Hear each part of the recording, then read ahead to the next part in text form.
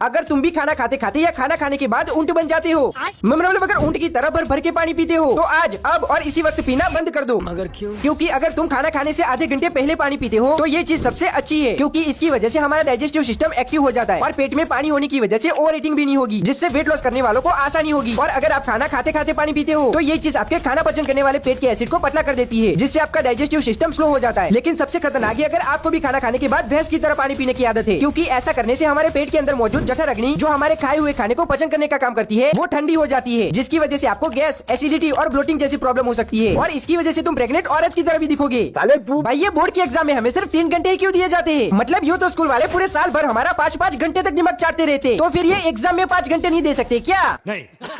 मगर क्यों? क्योंकि इसके पीछे भी कुछ कारण है। दरअसल हर एक चीज की लिमिट होती है, जिसे क्रॉस करने के बाद वो चीज अच्छे से काम नहीं कर पाती। उसी तरह हम इंसान के पिल्लों की भी, मतलब बोर्ड के स्टूडेंट्स की भी लिमिट होती है 2.5 घंटे से 3.5 घंटे, और इसी वजह से बोर्ड के एग्जाम में सिर्फ 3 ही घंटे दिए जाते हैं। लेकिन असली कारण ये नहीं है, बल्कि ये टीचर लोग डरते हैं इन शैतानों से, क्योंकि टीचर्स को भी पता है कि जब इनको 80 मार्क का पेपर लिखने के लिए भी सिर्फ 3 ही घंटे दिए जाते हैं, फिर भी ये लोग कैसे न कैसे करके तो चीटिंग कर ही लेते हैं। तो सोचो अगर इनको 5 घंटे दिए जाए तो ये तो 80 में से पूरे 100 मार्क्स ला देंगे। शायद तुम भी मेरी तरह बहुत बड़े बेवकूफ हो। मतलब अगर तुम्हें भी लगता है कि हम कॉल करने के बाद सबसे पहले हेलो इसीलिए बोलते हैं क्योंकि हेलो फोन का इन्वेंशन करने वाले की गर्लफ्रेंड का नाम था, तो अबे बहुत बड़ी गलतफहमी में जी रहे हो तुम। मगर क्यों? क्योंकि जब ग्राहम बेल ने जब टेलीफोन का इन्वेंशन किया था तब उन्होंने तो ये कहा था कि जब भी कोई मेरे इन्वेंशन का इस्तेमाल करेगा तो सबसे पहले वो अहोय होय बोलेगा। लेकिन जिस तरह से हम सबके अगल बगल में एक न एक तो ऐसी आंटी होती है जिनको दूसरों के काम में अपनी टांग अड़ाने की आदत होती है, उसी तरह उस टाइम पर भी बल्ब का इन्वेंशन करने वाले थॉमस एडिसन को भी दूसरों के काम में अपनी टांग अड़ाने का बहुत शौक था। इसीलिए उन्होंने बोला कि अब से फोन उठाने के बाद कोई भी अहोय होय नहीं बोलेगा, बल्कि हेलो बोलेगा। और क्योंकि लोगों को उस टाइम पर ये हेलो शब्द अहोय होय के मुकाबले काफी सिंपल और बोलने में आसान लगा, इसीलिए सभी लोग कॉल उठाने के बाद हेलो ही बोलने लगे। भाई तुम भिखारी हो।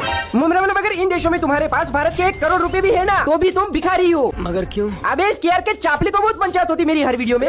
मतलब दरअसल भारत में तो 1 करोड़ रुपए की बहुत ही ज्यादा वैल्यू मानी जाती है, लेकिन बात करें ब्रिटिश पाउंड की तो वहाँ पर ये होते हैं सिर्फ 95,238 GBP। जॉर्डनियन में होते हैं 84,744 मतलब 84,745 JOD। और फिर भी ये तो बहुत ही ज्यादा है, क्योंकि ओमानी रियल में तो ये सिर्फ 41,684 OMR होते। बहरीनी दिनार में भी लगभग सेम ही है 40,254 BHD। और कुवैती दिनार में तो कुवैती पता नहीं क्या बोलते, लेकिन यहाँ पर तो तुम्हें करोड़पति नहीं रोडपति ही बुलाएंगे, क्योंकि यहाँ पर भारत के 1 करोड़ रुपए की कीमत होती है सिर्फ 32,691 KWD। अगर तुम्हें भी स्कूल जाना नहीं पसंद तो तुम भी मेरे साथ इस गाँव में चलो। मगर क्यों? क्योंकि इस गाँव के अंदर एक ऐसी स्कूल मौजूद है जिसके अंदर तुम चाहकर भी स्कूल नहीं जा पाओगे। अरे कहना क्या चाहते हो? बुड्ढे, मैं तेरी 60 साल की उम्र के बारे में ही कहना चाहता हूँ।